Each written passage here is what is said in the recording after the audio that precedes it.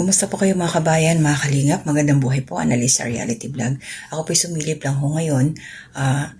Inantay ko po kagabi, nag-message ako kay Teacher N para mag-record ako doon sa naging interview nila sa akin sa Caraba, sa Kalingap Radyo Balitaan. So kanina ko po, gising ko, nabasa ko na yung kanyang approval.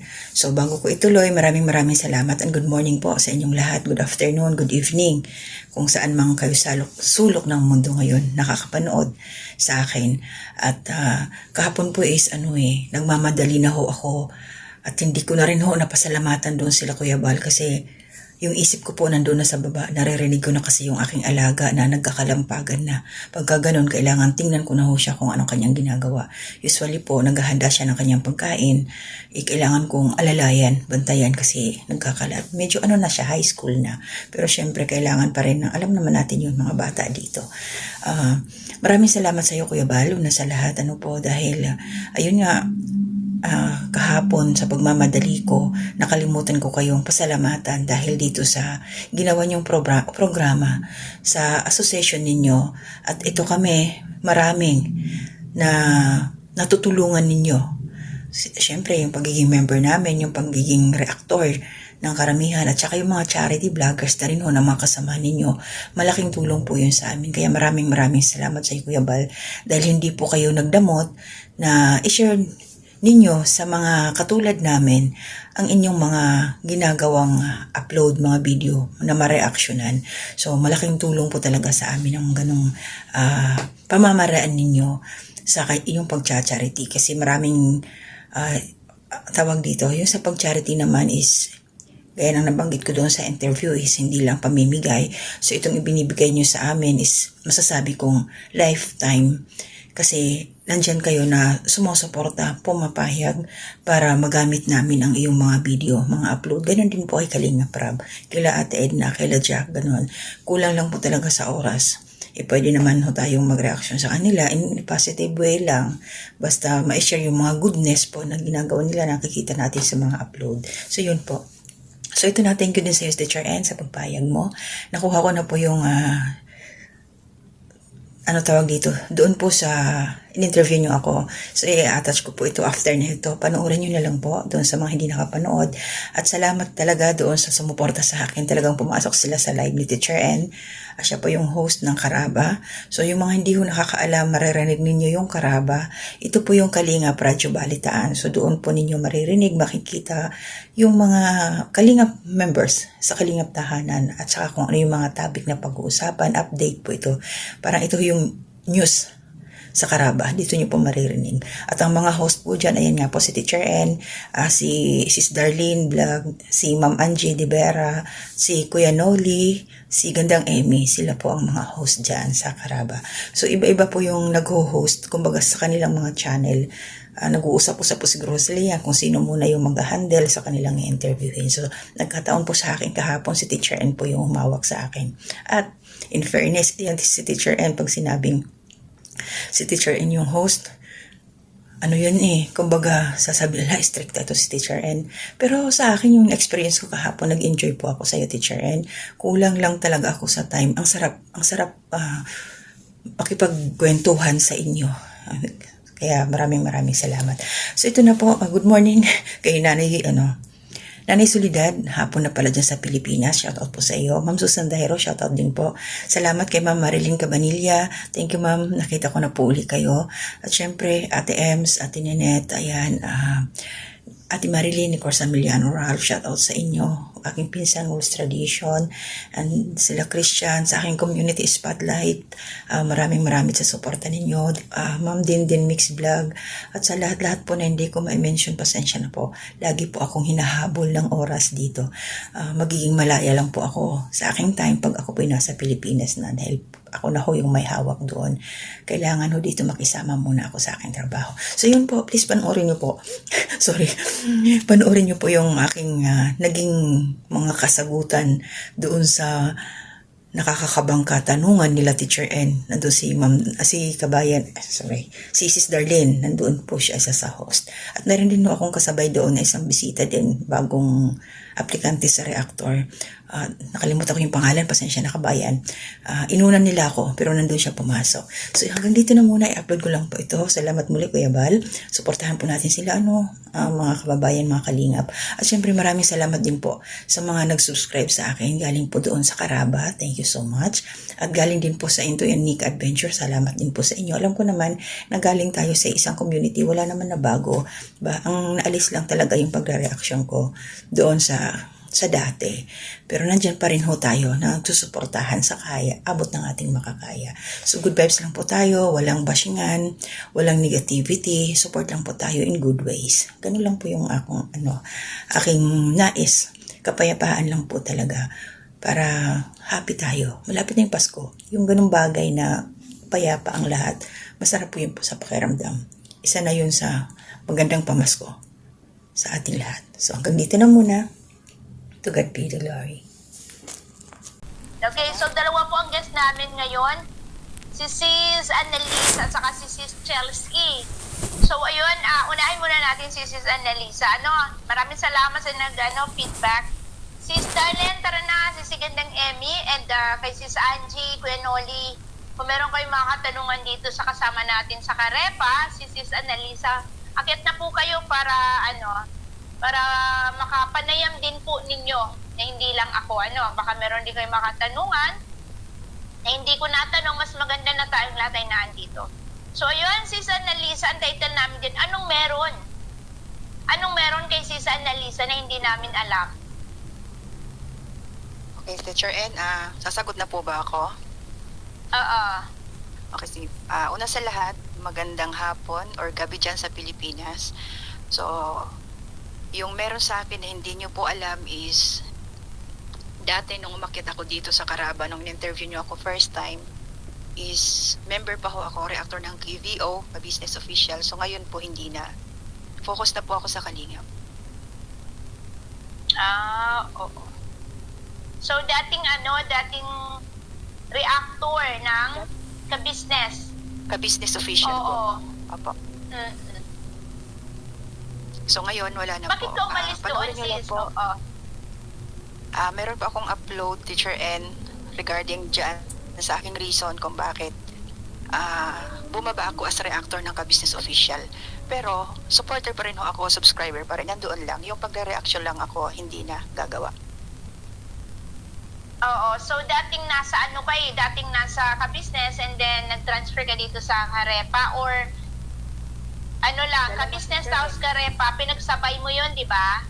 Yes po, sabay. So ngayon po, isa Oo. na lang.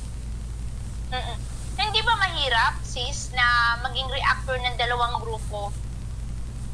Para sa akin po, okay lang. Ang mahirap lang, Teacher N, yung oras ko dito. Kaya naman po. Oo nga, tama. Yung oras kasi, paano mo Yung siya time i-manage? Nagnanakaw lang ako ng oras ko dito.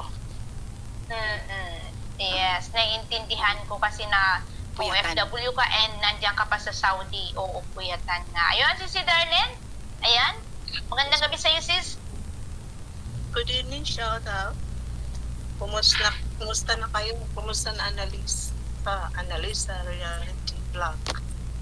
Kumusta na Hello po, Ma'am Darlene. Eto, kagandahan pa rin, lumalaban sa buhay. Focus na po ako sa Kalingap. Kasi yun nga, dati umakyat siya, sabi niya, ka-business din siya eh. Opo. Ngayon, siya lang, ng Kalingap. So, 1 year ka na sa Kalingap, Reactor? Yes po, 1 year na. Thank you, Lord. So, ikaw sa 1 Oo, year, ang anong bilis. na-experience mo dito sa Kalingap 1 year reactor? Anong mga na-experience mo na good or bad? Pwede ba namin malaman?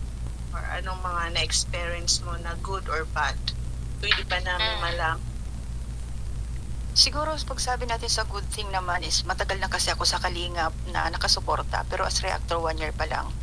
Sa ngayon po, okay naman siya, yung flow. Tapos, unti-unti ko rin pong kinikilala yung mga kasamahan ko.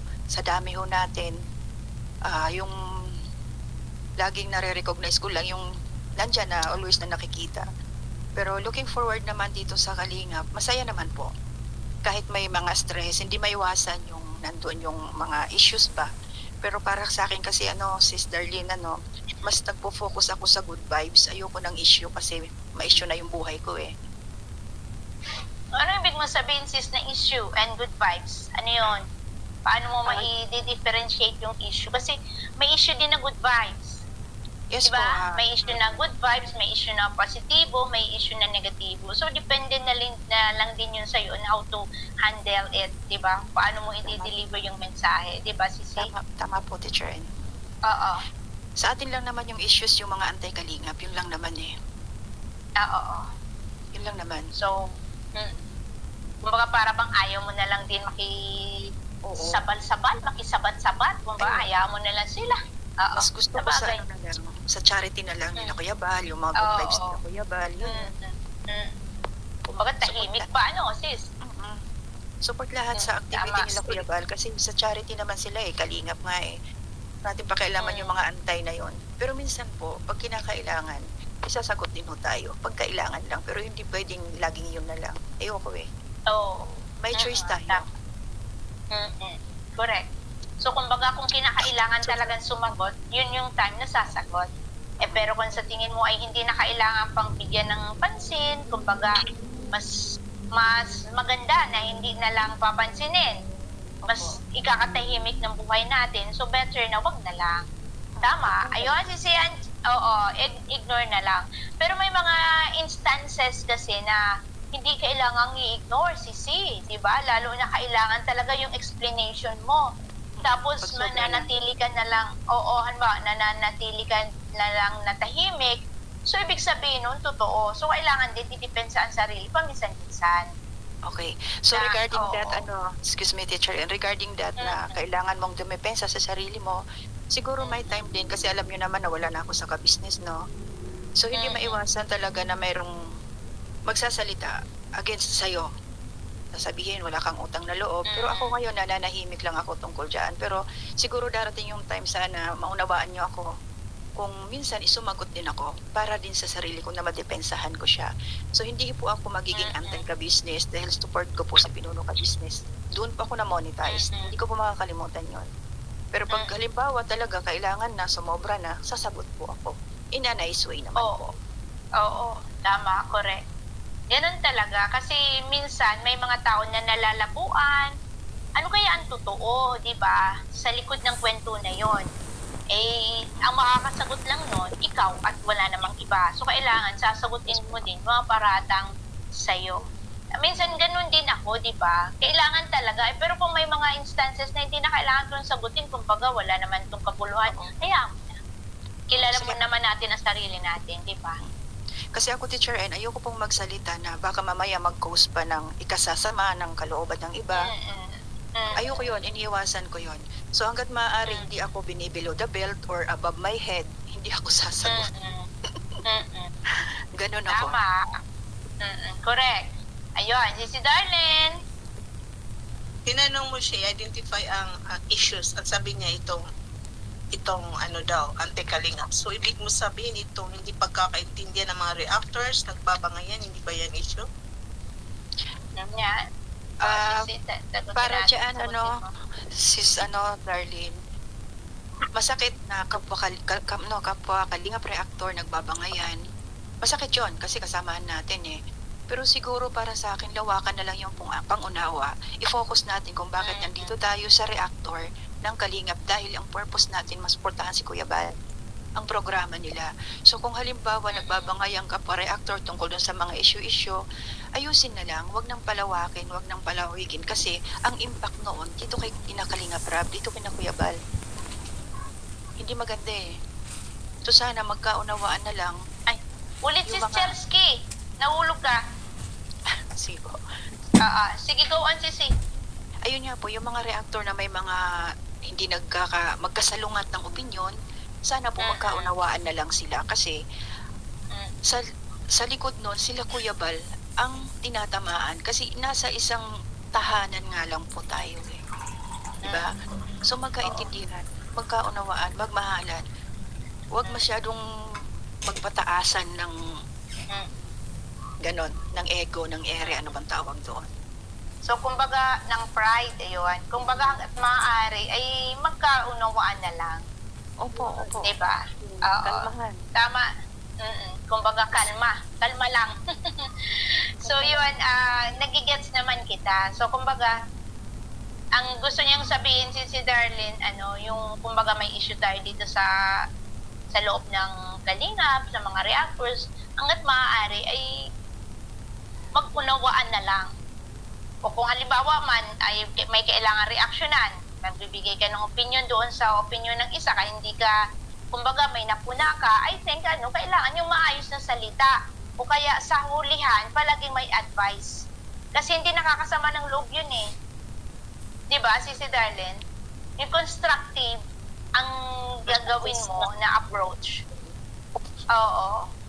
Tama naman si Sis Annalisa. Ayun, Sis Chelsky. Hello, magandang gabi sa'yo dyan sa Singapore. Oo. Pinaganda na to Ganda. Nasa ano pa ako eh. Nasa labas pa ako. Nasa labas ka, Sis? Nasa bahay ng kaibigan ko din. Bali, dito lang kami nagkainan. Kaya pala, off siguro nila, off. So, ayan, Sis Chelsky, ikaw naman ay hindi ka naman, kumbaga, free. Kasi nga, day off ninyo, at itong si Sis Annalisa ay wala yan siyang day off. Tama ba ako, Sis Annalisa? So, tama? Oo, ang oras niya ay panakaw. So, kumbaga, pag may pagkakataon na pwede siyang umakyat, yun, ito talagang binigay niya na time. Sabi ko nga kay isasabay ko na lang kay Sis Chelsky. So, unahin muna natin si Sis Annalisa, Sis Chelsky, ha? So, kumbaga, pagkatapos niya, ikaw yung susunod namin. Kasi, alam mo naman, mahirap yung buhay ng mga kababayan nating OFW sa Saudi. Hindi katulad sa inyo na medyo maluwag din sa Singapore, ha? So, unahin muna natin si Annalisa bago tawagin ng kanyang amo. No? So, ayun, Sis Darlene, may tanong ka ba kay Sis Annalisa? Okay.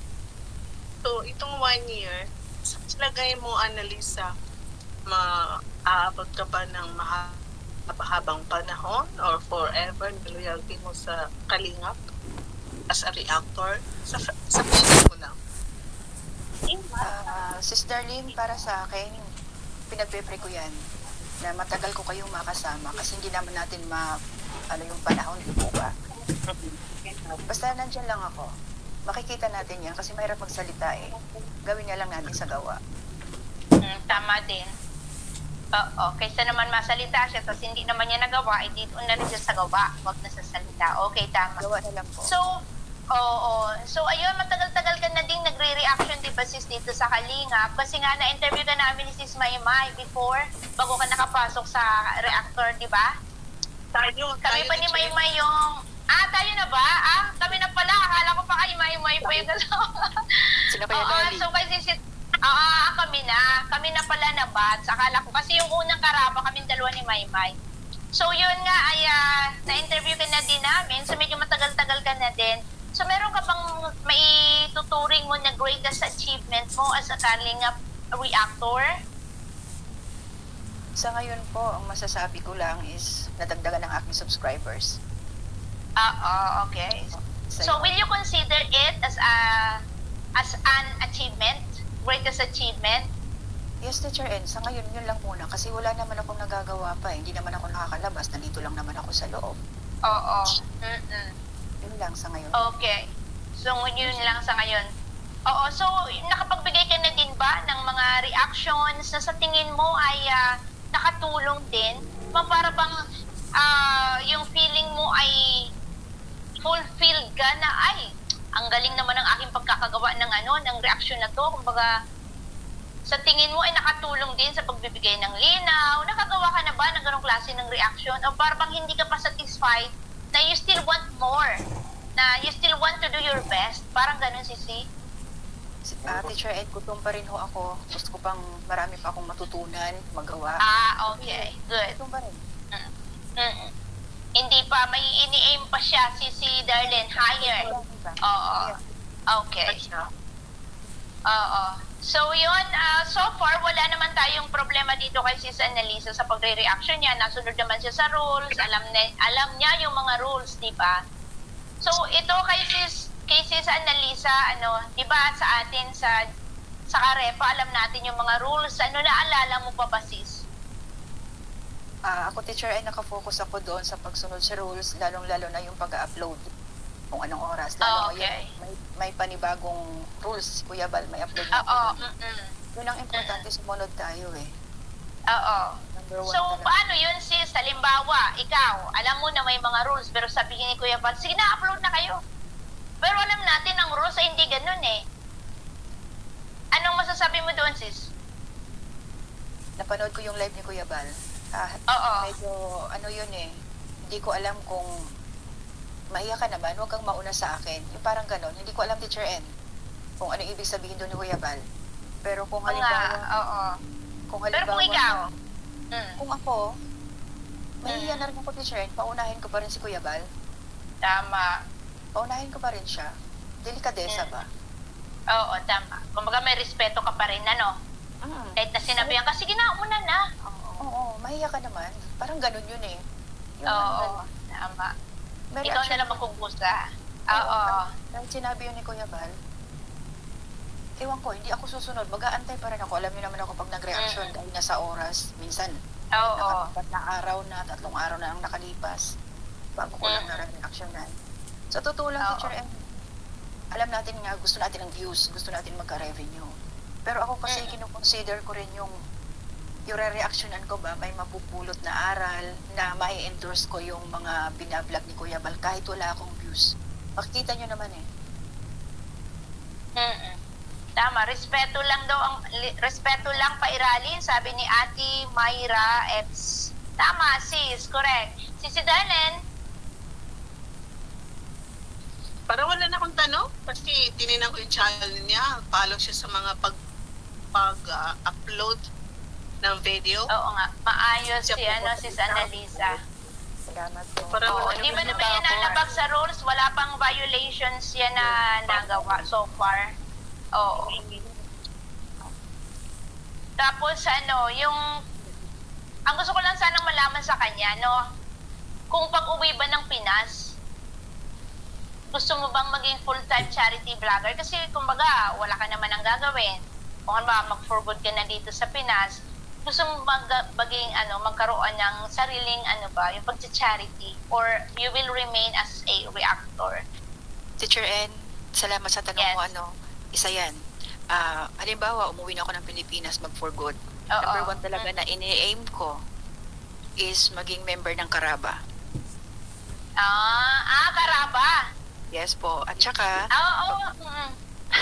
pagdating sa charity, hindi Oo. naman kailangan puro pera, puro bigas. Meron naman akong skill na pwede kong ma-share as charity.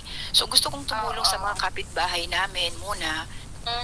Yung mga nanay, especially yung mga nanay na matuto sila kumita. Tuturo ko sa kanila paano magka-income, ganito, ganon. Yun ang gusto ko, Teacher N, kasi isang form ng charity yun, na kung ano ang alam mo, isi-share mo sa kanila.